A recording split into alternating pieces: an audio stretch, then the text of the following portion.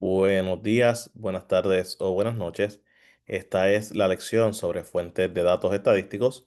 El que le habla es el doctor Alexis Santos y esta lección fue diseñada para el curso de estadísticas del profesor Warionex Gómez Tavares en la Universidad Autónoma de Santo Domingo, y esta lección pues fue dada la semana del 9 de septiembre del 2025. Al final de esta lección, lo que se espera es que el estudiante pueda identificar y describir las fuentes de datos utilizadas por estadísticos en el ámbito profesional, entender las ventajas y las desventajas de cada una de estas fuentes, desarrollar un entendimiento básico del proceso de selección de la fuente de datos a utilizar para el proceso estadístico. Comenzando con la definición. ¿Qué son las fuentes de datos estadísticos? Cuando utilizamos el término fuentes de datos estadísticos, nos referimos a la procedencia de nuestros datos, de dónde vienen, quién los recogió, quién los compiló y quién nos los está proveyendo. Y, por ejemplo, puede que haya una base de datos que fue compilada por el gobierno y un amigo la bajó a un USB o a una portátil y nos las pasó por email. Siempre es importante saber la procedencia de esa base de datos y, cuando sea posible, ir a la fuente principal, a la persona o a la organización que las compiló. Los datos pueden clasificarse en dos tipos de datos: primarios y secundarios. Los datos primarios son los que se recogen directamente por el investigador. Es decir, si usted tiene un proyecto de tesis donde usted gustaría entender el perfil de los pacientes de cáncer que se atienden en la clínica de salud de la UAS, usted va a ir a esa clínica y va a entrevistar personas. Eso, hay unos protocolos que usted debe seguir para hacer ese tipo de estudios.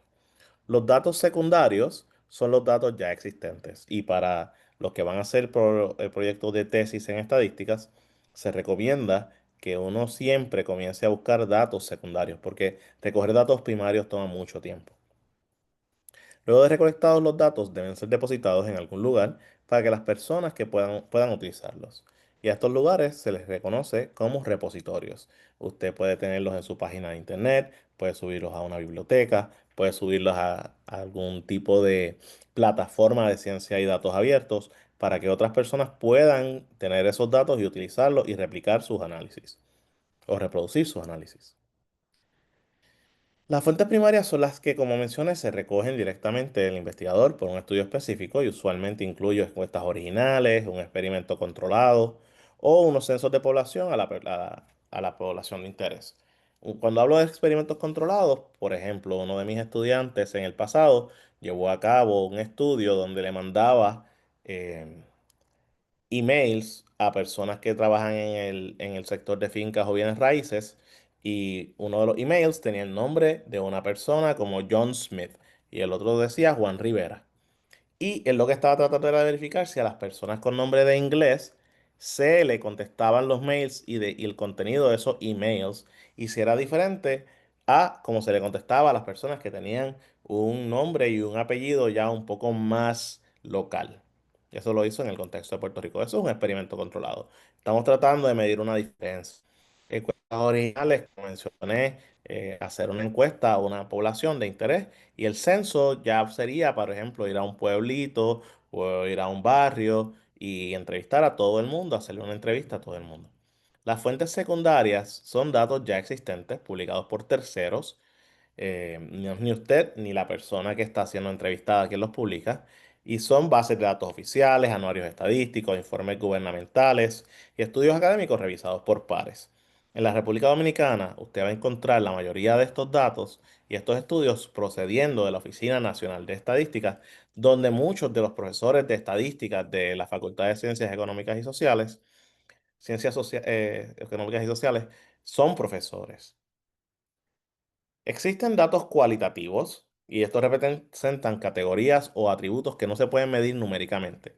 Por ejemplo, una variable nominal que no debe tener un orden de ninguna forma, podría ser el sexo de la persona que me está contestando la encuesta. Y uno puede preguntarle cuál es su sexo asignado al nacer, ¿no? Que sería hombre o mujer. O podría preguntarle con qué sexo es que usted se identifica, hombre o mujer. Otras medidas pues podrían incluir sexo y género, que sería ya hombre, mujer u otra opción. Y, por ejemplo, aunque le podemos asignar uno, 2, 3, que el uno sea español, hombre, el 2 sea mujer y el 3 sea otro, ese número no me dice nada, porque lo que me dice es lo que está asociado al número. Idioma es otro ejemplo. ¿Qué idioma habla usted? Español, inglés, francés. Y yo le puedo asignar un número en el libro de códigos, en la base de datos. El uno es español, el 2 es inglés y el 3 es francés. El 4 es otros idiomas. Y yo no puedo hacer nada con esa variable en términos numéricos.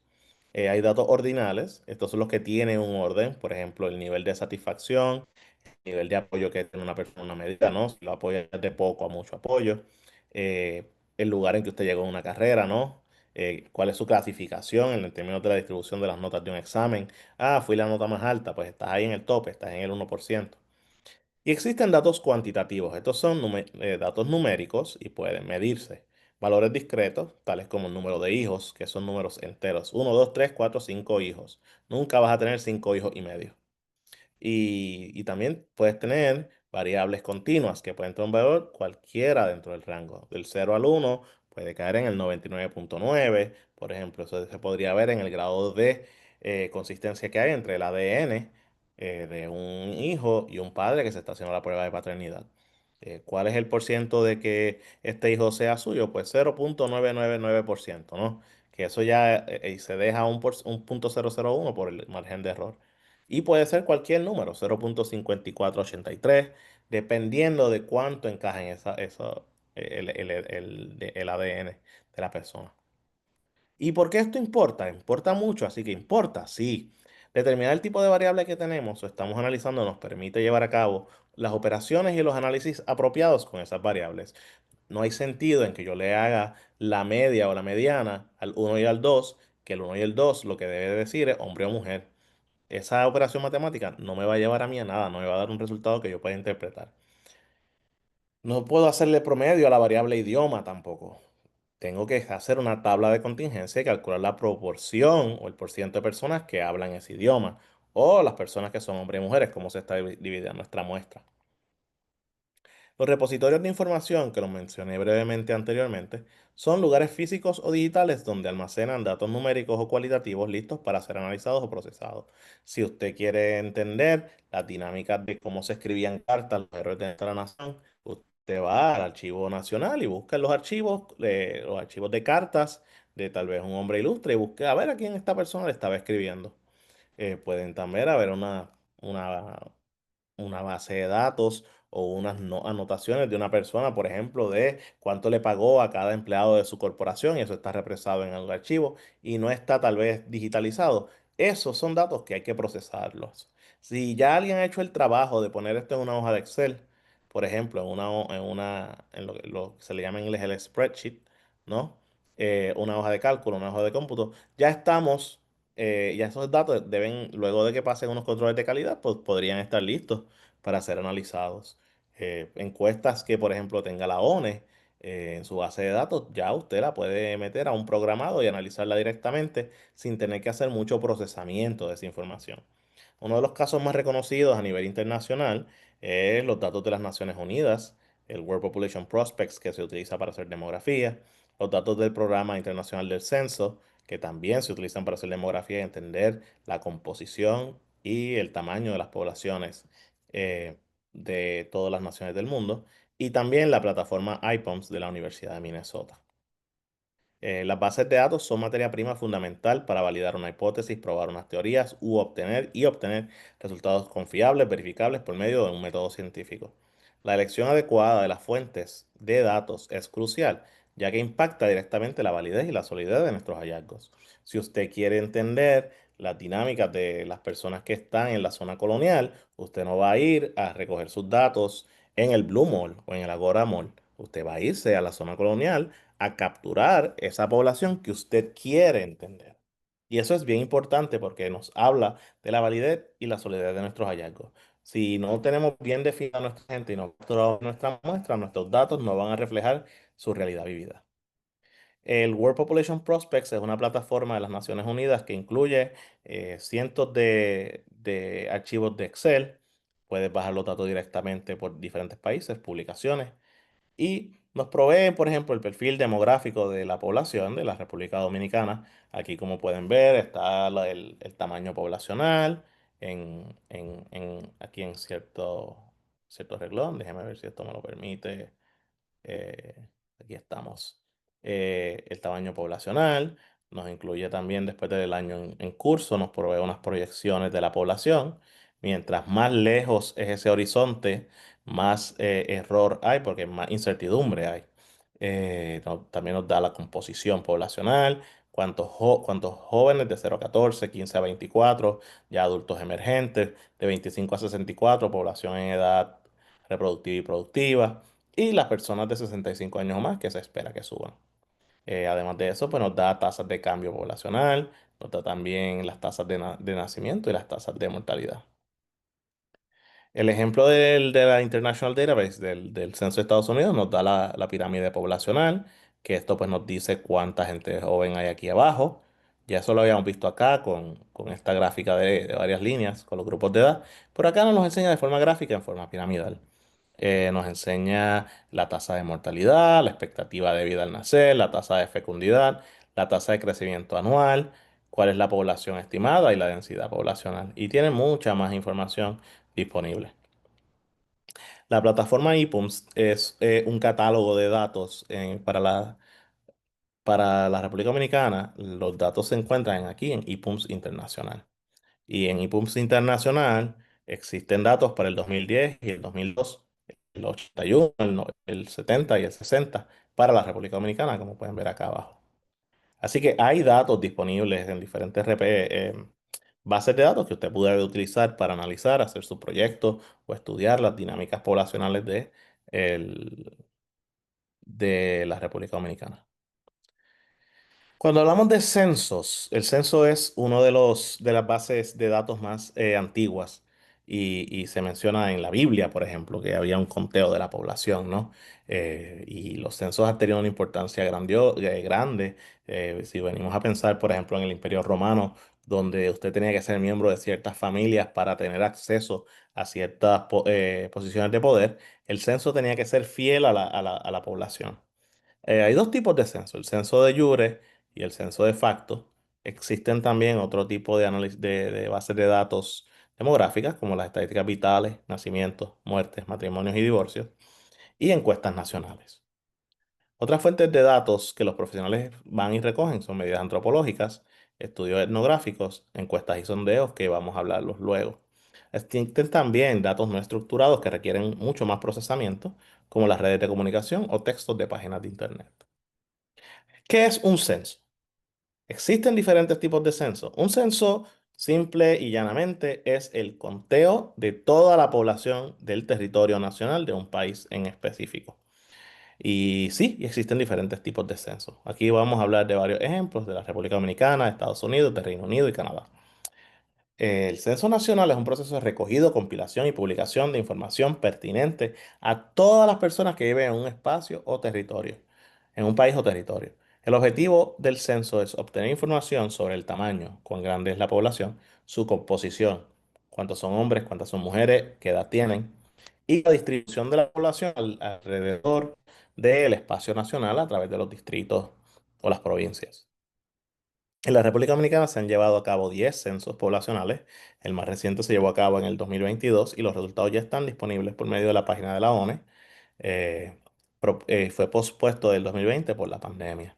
La boleta censal tenía alrededor de 7 páginas y recogía información sobre la ubicación de la casa, sus características, si estaba ocupada o no, qué tipo de casa, cuántos cuartos tenía, cuántas familias viven dentro de la estructura, la disponibilidad de baños, agua, método de desagüe de las aguas utilizadas ya, o mal llamadas aguas negras, ¿no?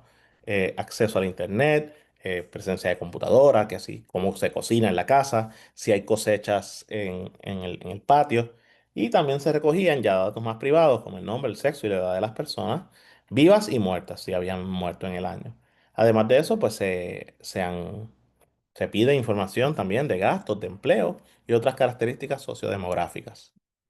Esta es la boleta del censo, no les voy a enseñar las 7 páginas, pero como pueden ver está bastante estructurado, comenzando con las instrucciones de cómo llenar y a su vez con la ubicación geográfica y luego las características de la vivienda para luego llegar a las características de cada miembro de la familia. ¿Y para qué sirve esto?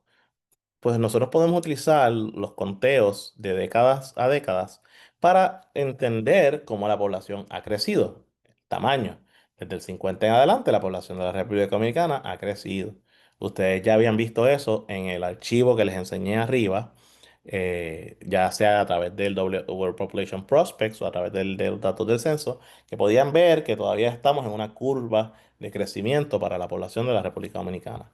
También se puede calcular la tasa de crecimiento por décadas, que lo que estamos viendo es que se está desacelerando esa tasa de crecimiento poblacional, el porciento de crecimiento poblacional. La composición. ¿Cuántos son hombres? ¿Cuántos son mujeres? ¿Cuántos y qué edad tienen? Aquí esto es una pirámide poblacional que nos permite presentar la estructura de edad y sexo, composición de edad y sexo de la población de la República Dominicana. Podemos ver que era una población pequeña y con muy poca gente viviendo acá arriba en la punta de la pirámide. Ya en el 60 vemos que estos grupos empiezan a expandirse, empiezan a expandirse y más gente empieza a aglomerarse en los puntos de arriba, en los puntos de arriba. Expansión rápida, ya no está, ya aquí tienes como que una pirámide, la pirámide vieja y la pirámide nueva. Una pirámide ya por tal vez con más nacimiento y con muchas mejoras a la mortalidad infantil, por ejemplo, más niños están sobreviviendo. Sigue expandiéndose la base. Aquí para de crecer la base. Ya aquí hay un proceso de estabilización de la base. Hay un poquito de expansión aquí y ya pues para el 30 se proyecta que va a haber una contracción de la base de la pirámide. Y también, pues, la distribución a través del territorio nacional. Cuando di esta clase en vivo, pues le pregunté a los estudiantes dónde vive la mayoría de la gente. Y pues me dijeron, no, en el Distrito Nacional, en Santiago. Y en efecto, sí, o sea, como pueden ver, esto es un mapa que me hizo un alumno de aquí de la licenciatura en estadística, Saúl de Jesús, donde vemos que la mayoría de la gente está en Santo Domingo, el Distrito Nacional, y también lo vemos acá arriba. A su vez, podemos también hacer unos mapas de contornos, como pueden ver aquí, unos picos increíbles en términos de la población de Santo Domingo. Y ya esto es la densidad poblacional, donde vive la gente. En Higüey, por ejemplo, aquí hay un enclave de personas. Santiago está aquí. Y San Francisco de Macorís también está por aquí. Y Puerto Plata, mucho más arriba. Así que en ese sentido, como pueden ver, la población no está distribuida equitativamente alrededor del territorio nacional. Acá tienen a Samaná, por ejemplo. Existen diferentes tipos de censo, como les mencionaba. El censo de Jure cuenta a las personas en el lugar donde viven, en el país, sin importar dónde están el día de la enumeración. Es decir, si yo digo que el censo se va a hacer el 10 de noviembre, yo voy a preguntar cuánta gente vive aquí el 10 de noviembre, sin importar si la persona está en la casa o no ese día. Y si usted vive en San Francisco, pero está de visita en el Distrito Nacional, a usted se le debe contar en San Francisco. Por otro lado, está el censo de facto, que cubre todo el territorio nacional, pero cuenta a las personas en el lugar donde están el día del censo. Y utilizando el ejemplo anterior, si estuviésemos haciendo un censo de facto y la persona se le debe contar en el Distrito Nacional. Y hay una serie de dinámicas de por qué me deben contar dónde, ¿no? Si vamos a contar a las personas al mediodía, vamos a encontrar que la zona de Piantini y la zona bancaria va a estar hiperpoblada de un montón de gente. Pero en la noche, ¿no? Porque esa gente no vive cerca de donde trabaja, esa gente se va a las periferias. Estados Unidos se ordena la recolección de los censos el primer año de cada década. Es un ejercicio constitucional. El gobierno de Estados Unidos recoge información sobre el número de personas viviendo en la casa, el nombre, sus apellidos, su sexo, la edad, si son latinos o no, hispanos o no, la raza, si son blancos, si son afrodescendientes, y ojo que tú puedes ser latino y afrodescendiente y su relación con el jefe del hogar, si eres esposa, si eres hijo, si eres esposo. Y los censos se usan para distribuir el poder político, ya que la Cámara de Diputados de Estados Unidos se organiza con cada nuevo censo y se distribuye el poder de los 435 sillas entre los 50 estados de la población basado en un método estadístico de distribución de la población. Se coge información cada 10 años en el Reino Unido, con la excepción del 41 por la Segunda Guerra Mundial. El censo del 2011 recogió información sobre el número de personas en la casa, su nombre, su edad, su sexo, nuevamente relación con el jefe del hogar, tipo de casa, disponibilidad de calefacción, importante en Inglaterra, no tanto en el Caribe, si la casa es rentada u ocupada por el dueño, si es el estado civil de las personas, el país, su país de origen, estado de salud, ojo, recogen datos de salud, incapacidad, presencia de cuidadores, identidad nacional, religión, idioma principal, y si tiene o no tiene un pasaporte, que es un marcador muy importante de personas si pueden ir y venir libremente fuera de los límites nacionales, la participación en la fuerza laboral y el método de transportación al trabajo, cómo llegan a su trabajo. ¿Por qué esto es importante? Porque un buen marcador de un país desarrollado es que la gente tenga carro, pero decida tomar el servicio público. En Canadá se recoge un censo cada 5 años. Nombre, apellido, edad, sexo son bastante estándar en un censo. El nivel educativo y empleo, estructura familiar y su composición, bastante consistente, ¿no? Migración y movilidad, si vivieron aquí el año pasado y hace 5 años. El nivel de ingresos, el arreglo residencial, que ya también se ha visto en los otros censos que he presentado. El idioma que utilizan, que en Canadá pues, principalmente es inglés o francés y el número de casas que hay en la estructura, muy similar a lo que se recoge en la República Dominicana. Existen también datos del sistema de registros, como lo son las estadísticas vitales, ya sea nacimientos y muertes, y los registros poblacionales, como lo son matrimonios y divorcios, y aquí se me quedó un registro poblacional que está también disponible aquí en en la República Dominicana, que es el padrón electoral. Los registros recogen información sobre eventos demográficos que ocurren en la población. Es el registro de este evento, ¿no? Y hay una forma que usted llena cuando nace un bebé, cuando nace una persona, eh, para que se certifique que el evento ocurrió. Y en algunos países estos sistemas también incluyen el registro de matrimonios, divorcios y en algunos casos de abortos. En la República Dominicana, la Oficina Nacional de Estadísticas publica el Compendio de Estadísticas Vitales, donde incluye las tabulaciones de los eventos capturados por los diferentes registros del país. Las estadísticas vitales pueden venir de registros civiles, donde se da fe de un evento específico, o de sistemas nacionales que capturan estos eventos. Usualmente, estos registros civiles lo que hacen es que alimentan el sistema nacional. El sistema nacional se beneficia de oficinas alrededor de todo el territorio nacional. Por eso es que quiere apuntar al bebé a una oficina de gobierno cuando nace o se hace en el mismo hospital.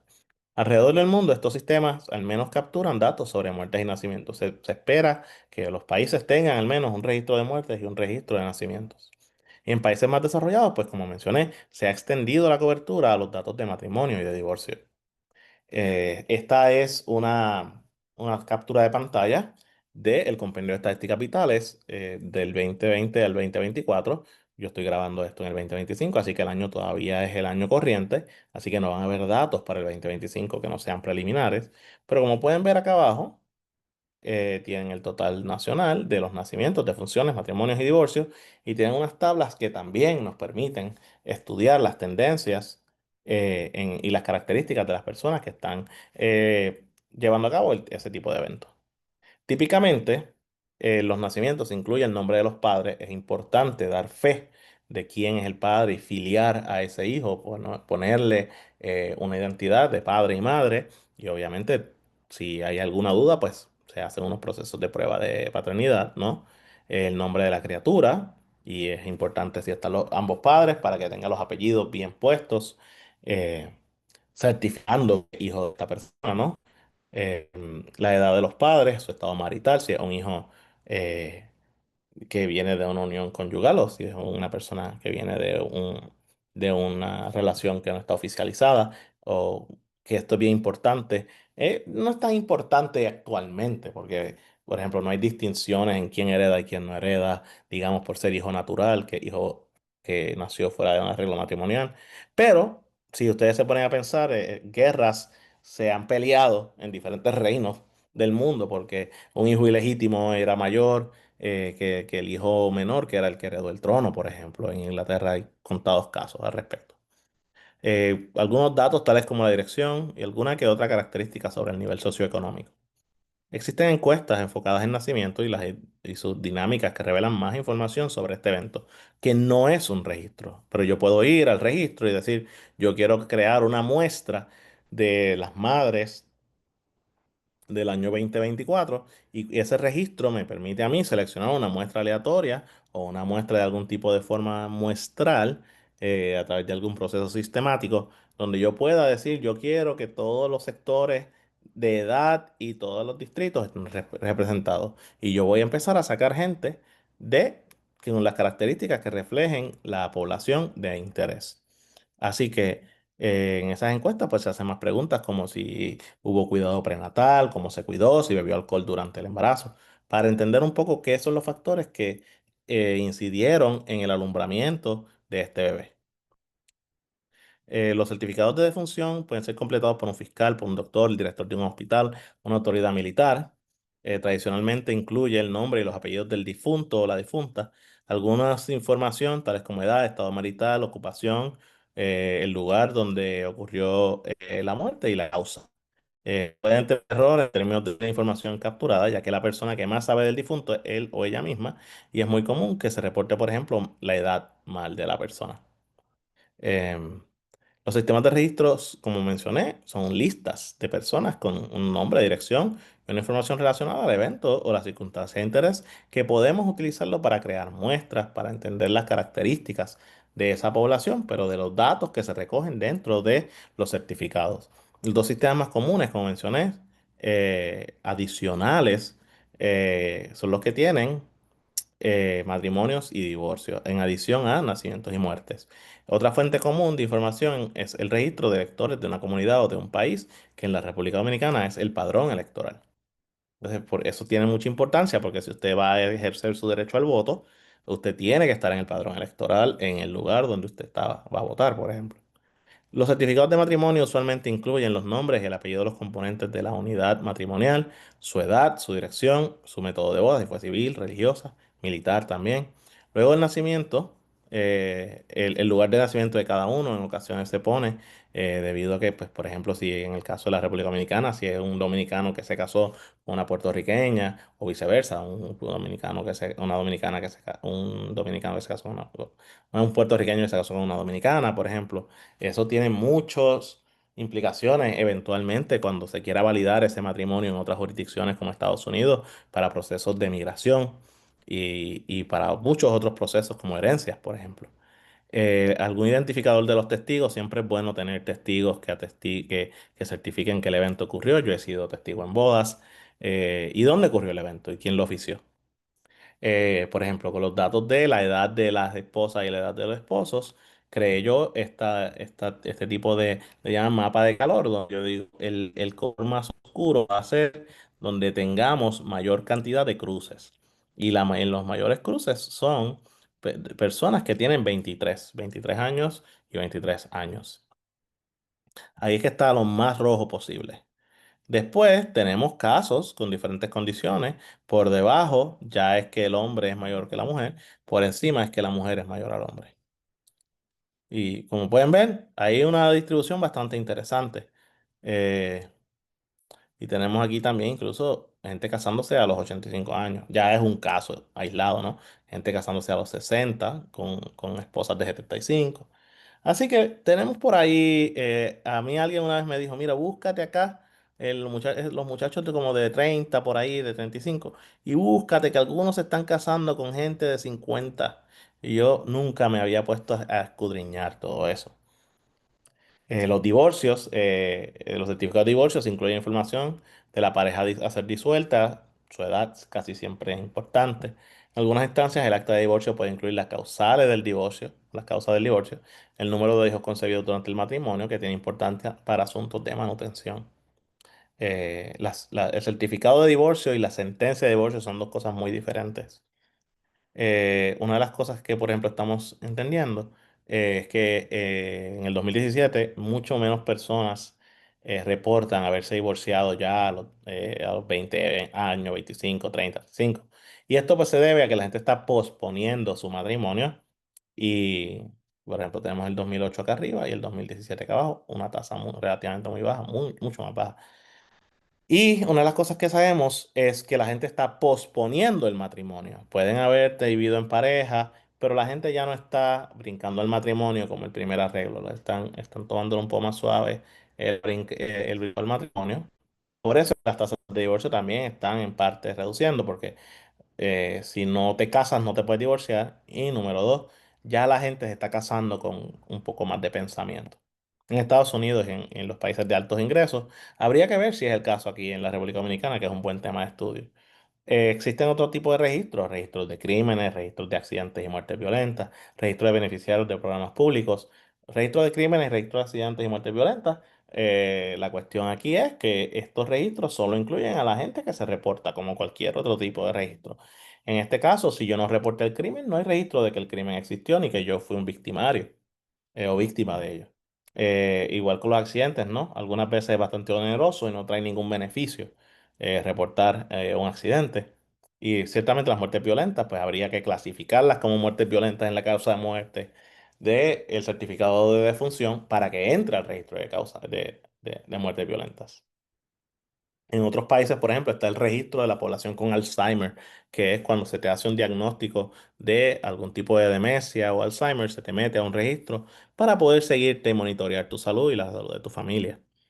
Encuestas nacionales son las encuestas que se hacen a unas poblaciones específicas para entender sus dinámicas. El Censo Nacional Pesquero, si usted quiere entender la vida de los pescadores, usted tiene que usar esa encuesta. No puede utilizar la encuesta nacional de alfabetismo, por ejemplo. Encuesta nacional de hogares, que es las características del hogar, ya con una muestra nacional. La encuesta de la fuerza trabajadora, las características del trabajador, qué está haciendo, cuánto cobra, en qué sector está trabajando. La encuesta demográfica de salud, el ENDESA, que es una encuesta que recoge datos no solo de demografía, también de condiciones de salud crónicas y de estado de salud autorreportado.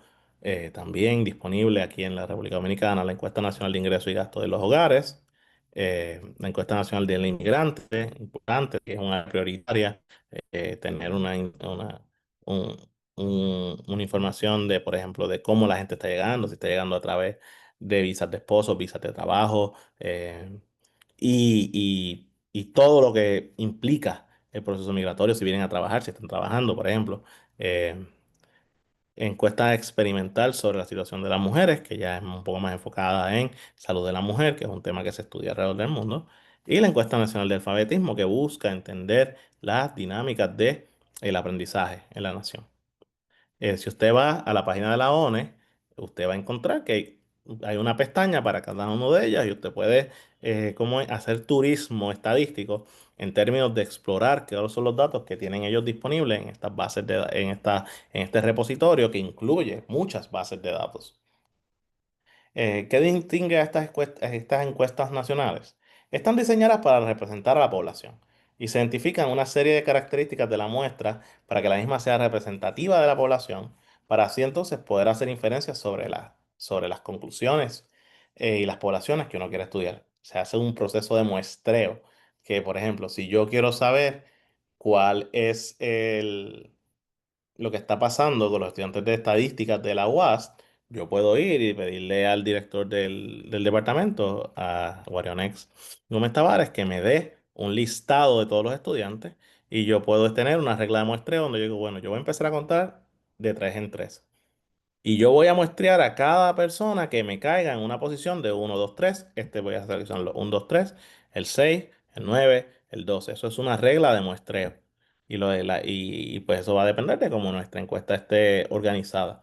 Si yo quiero que sean hombres y mujeres de forma equitativa, yo voy a sortear la lista, voy a ponerla en orden por sexo puedo hacer un proceso de muestreo de nuevo, donde hago uno 2 3 1 2 3 1 2 3. Cuando se acabaron los hombres, ya ahí tengo la cantidad de hombres proporcional al total y luego pues hago los conteos de las mujeres y la muestra entonces está representada equitativamente en términos de el perfil de sexo de la población de interés. Y hay unas técnicas mucho más complejas de muestreo. Esta es una bastante sencilla. Los datos son ponderados, es decir, que no puedo analizar el dato sin saber cuánta gente está siendo representada por cada observación. Así que cuando uno está haciendo el análisis de datos, uno tiene que ponderar ese análisis para ajustar ese análisis al número de personas que están representadas por cada respuesta. No voy a entrar mucho en detalle, como mencioné, o sea, uno puede tener unas muestras dirigidas, que es me paro en la puerta del Blue Mall o me paro en la en la zona colonial y hago una muestra dirigida. O puedo pararme en la clínica de cáncer de la UAS. Puedo hacer muestras probabilísticas, ¿no? La que les mencioné, el 1, 2, 3, 1, 2, 3, que podría ser uno de esos. Muestreo sencillo, que es más bien voy a sacar 10 personas de voy a meter todos los nombres de todo el mundo en un sombrero, voy a mover eso y voy a empezar a sacar números. Voy a sacar 15 de 150 y ahí tengo el 10% seleccionado de aleatoria simple. Hay métodos múltiples, estratificada, que nuevamente, o sea, podría decir, no, es que yo quiero estudiantes de economía y estadística. Ah, pues ahí tengo que estratificar. Entonces, si quiero proporcionalmente, quiero datos de gente de economía y quiero gente de eh, estratificada. Eso sería ya proporcional. Y por conglomerados, ¿no? Que es, yo quiero seleccionar hombres, mujeres dentro de estos diferentes grupos. Otras fuentes de datos son fuentes antropológicas, la etnografía y encuestas. Las fuentes antropológicas es información que se recoge de fósiles o de seres vivos. Hace años había una muchacha que creo que se llamaba Paige, que estudiaba en la universidad donde yo soy profesor, que ella, su trabajo era irse a colonias de leprosos a estudiar la calidad de los huesos, si había algún tipo de indicador en los huesos que donde ya pudiera certificar que la persona que murió tenía lepra a cierto nivel, a cierto nivel, ya nivel 1, 2, 3 o 4, el nivel que ya tuviera. Los investigadores pueden tener interés en entender las dimensiones de la mandíbula, el número de dientes que una persona tiene, que eso es un indicador bien poderoso de salud. El tamaño y el grosor de la nariz, el diámetro de la cabeza y el tamaño de la gente, el peso, por ejemplo. El índice de masa corporal se calcula con peso y tamaño, que eso ya es una medida antropológica. Podemos también tomarle la presión arterial a una persona, porque yo no quiero preguntarle a esta persona si le han diagnosticado con alta presión. Yo quiero ver si tiene la presión alta o fuera de los rangos aceptables, por ejemplo. Con estas medidas suele capturar indirectamente dinámicas de los contextos donde la persona vivió o de su diario vivir. Y muchas veces pues son cuestiones ya más objetivas. No son opiniones, son cosas que yo estoy midiendo. Las dimensiones de la cabeza se utilizaron por años en una pseudociencia que buscaba definir las personalidades por medio de las diferenciaciones craneales, y las dimensiones del cuerpo fueron utilizadas para determinar grupos étnicos, por ejemplo, en Ruanda, donde hubo una guerra civil a principios de los 90. La etnografía, el investigador se inserta en el ambiente y observa a la población de interés, y no era raro en los 60 y en los 70 que un antropólogo estadounidense viajara a sociedades polígamas en la África subsahariana para entender cómo era que se repartían las labores del hogar, si había una estructura, una jerarquía de las diferentes esposas para estas personas que tienen uno o dos esposas, si hay comunicación entre ellas o si hay competencia, ¿no? Entonces hay muchos estudios que se han hecho a través de la observación de las comunidades.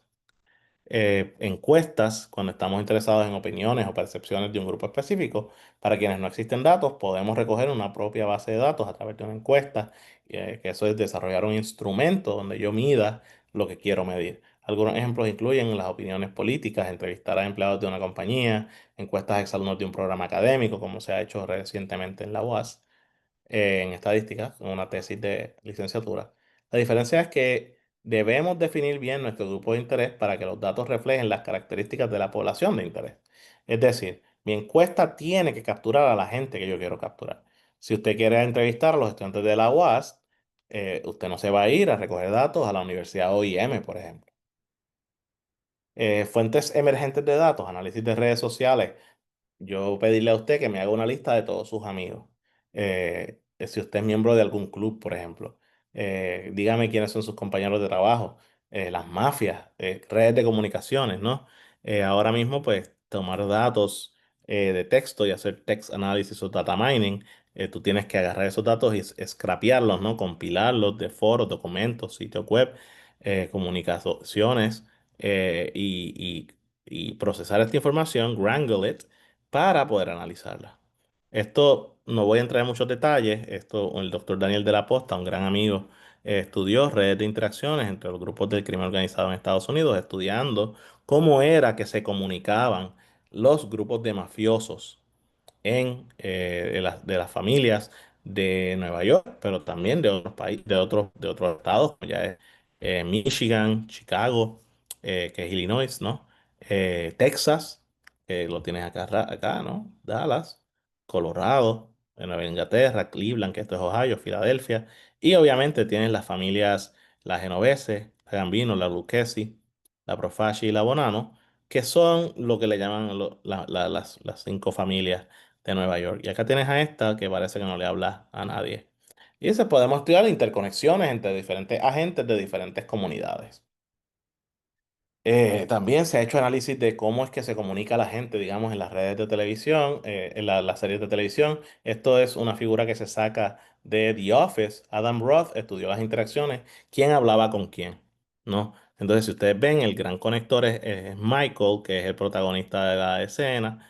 Y entonces, pues hay una gente que aunque está muy próxima, nunca, no tienen conexión, ¿no? Estos dos tampoco, este Creed, que por diseño es alguien que no le habla a casi nadie. Entonces tienes a este que es como que un vértice muy poderoso. Eh, Tienes, por ejemplo, a este de recursos humanos, tienes a este que es como el asistente. Esta después es una empleada nueva, que llega nueva. Entonces es algo bien curioso ver quién se comunica con quién y cuáles son las redes de interacciones entre personajes. Y esto se puede hacer con dinámicas de quién le mandó cartas a quién durante la Revolución Dominicana, por ejemplo. Si existen archivos al respecto. Data scrapping, que es yo te meto a un website y digo, mira, aquí la gente escribe de tal cosa, yo voy a utilizar estos datos que no son necesariamente destinados para el análisis para hacer algún tipo de inferencia. El investigador Rodríguez estudió los patrones de turismo en Puerto Rico de europeos y estadounidenses eh, y utilizando críticas turísticas del sitio TripAdvisor, es decir, te vas y registras y tú verificas. Y tú dices, mira, yo fui a tal lugar, me gustó, no me gustó, le di tantas estrellas, ¿no? Y por ejemplo, lo que él encuentra es que la mayoría de la gente que viene, por ejemplo, su mayoría como mass tourist, vienen en grupos, ¿no? No vienen de forma independiente. Y eventualmente también él encontró en este estudio que, por ejemplo, los turistas europeos y de Latinoamérica cubren más extensión del territorio nacional de Puerto Rico. Esto es una tesis que se hizo sobre Puerto Rico. eh, que el viajero estadounidense. El viajero estadounidense usualmente llega a San Juan y no sale de San Juan. O en el caso de República Dominicana, si fuésemos a replicar este análisis, yo lo que me imagino es que si ellos llegan a Punta Cana, se quedan en Punta Cana. No van a ir a Puerto Plata, no van a ir a ningún lado. Ellos van al lugar donde van a estar y ahí se quedan y ahí por ahí gravitan. Y eso pues también se encuentra en Puerto Rico. Por ejemplo, los europeos, lo que encuentra es que se mueven más. Y los latinoamericanos también. ¿Qué bases de datos debemos utilizar? Mira, yo no estoy aquí para darte todas las respuestas, ¿no? Pero te voy a dar unas guías. La fuente de datos dependerá de la pregunta y el propósito de nuestra investigación. Para hacer conclusiones a nivel poblacional, utilizar datos censales o analizar encuestas nacionales. Si nos interesa entender las dinámicas de un grupo específico, estamos mejor servidos por encuestas de conveniencia o por un estudio observacional. Y cada fuente tiene sus ventajas y sus desventajas y pues la he mencionado en parte de esta lección. Así que en esta presentación, ya para ir concluyendo, hemos estudiado las principales fuentes de información exploradas, explorando ejemplos del uso de estas en el cambio profesional, y por eso es que le mencioné ejemplos mientras iba leyendo y haciendo la clase, comenzando hemos comenzado a identificar las diferencias entre cada base y la utilidad para contestar preguntas. Lo que quiero es que agarren entusiasmo y empiecen ustedes también a aprender un poquito más de qué es cada base. Y le he presentado algunos ejemplos de bases de datos emergentes, ya con análisis de redes sociales o interacciones sociales dentro de una comunidad limitada, o ya sea a través de agarrar datos de websites que no son necesariamente creados para el análisis estadístico y hacer análisis estadístico con los datos que se logra sacar, que se logran compilar de esas bases. Les quiero dar gracias por su atención y cualquier cosita me pueden escribir o buscarme en la Facultad de Ciencias Económicas y Sociales en el Departamento de Estadísticos. Allí estoy a su orden.